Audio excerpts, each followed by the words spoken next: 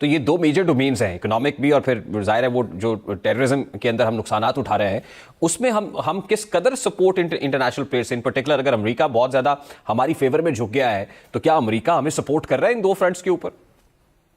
बिल्कुल भी नहीं। और अमेरिका किसी को भी कभी भी सपोर्ट नहीं करता है। वो आपके सिर्फ ट्रिगरिंग पॉइंट्स जहां पे उनको फायदा होता है, उनका रिलेशन हमेशा से ट्रांजैक्शनल होता है।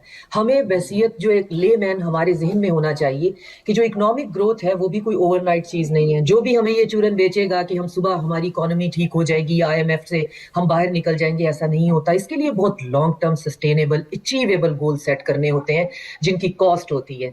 तो अगर हम उस रास्ते पे चल पड़ते हैं तो फ्यूचर में ऐसा जरूर हो सकता है। और आपकी बात बिल्कुल ठीक है, यू हैव राइटली सेड कि हमारी इकोनॉमी जो है, अभी हम अपनी इकोनॉमी ऐसी नहीं, और खास तौर पे हम उसे रिटोरिकली भी लोगों को ये नहीं कहना चाहते हैं जो कि इंडिया ने किया कि आम बंदे के पास डिविडेंड नहीं पहुंच रहे लेकिन आप शोर मचा दें जी इकोनॉमी स्टेबल है, इकोनॉमी स्टेबल है। ये भी आम बंदे के लिए बहुत नुकसानदेह होता है। उसको राइट पिक्चर जाना उसके पास बहुत जरूरी है, हकीकत उसके पास जाना बहुत जरूरी है। तो इकोनॉमी हमारी जो है वो अभी एक गड्ढे से निकलती निकलती अब हम इस सिर्फ पहुंचे हैं कि हम अपनी डिप्लोमेसी, हम अपने कनेक्शन, हम अपनी लीवरेजेस को यूज करते हुए आईएमएफ से दोबारा से उस साइकिल को चला पाते हैं। और आईएमएफ से निकलने की जो लोग बात करते हैं वो शायद ना तो फिर इकोनॉमी उनका सब्जेक्ट है, ना उनको पता है कि इस निकलने का क्या मतलब होता है और ये निकला कैसे जा सकता है, इसमें जाया जा सकता है। निकलना इतना आसान नहीं है। और हम अगर निकलेंगे भी तो किसके बिहाफ पे?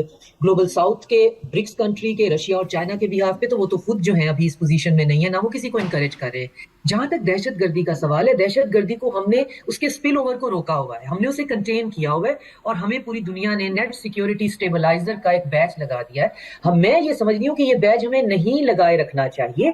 इसकी एक कॉस्ट है, इसकी डेथ टॉल है। हमें लोगों को ये कह देना चाहिए कि हम ठीक है, हमारे पास पॉलिटिकल विल है, कैपेसिटी है, कैपेबिलिटी है, हम इस स्पिल ओवर को रोक सकते हैं, लेकिन हमें आपकी सपोर्ट चाहिए in the term of kind and cash और ह्यूमन कैपिटल भी।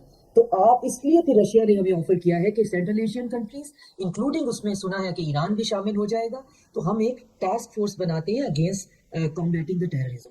तो टेररिज्म जो है वो एक बहुत बड़ी हकीकत है। कहाँ से बनी, फिर वो डिबेट बहुत लंबी हो जाएगी। किस तरह से वेस्ट ने उसको इनकलकेट किया, क्यों उसको इस्तेमाल करते हैं और आज वो किस रंग और रूप में है, मगर वो है।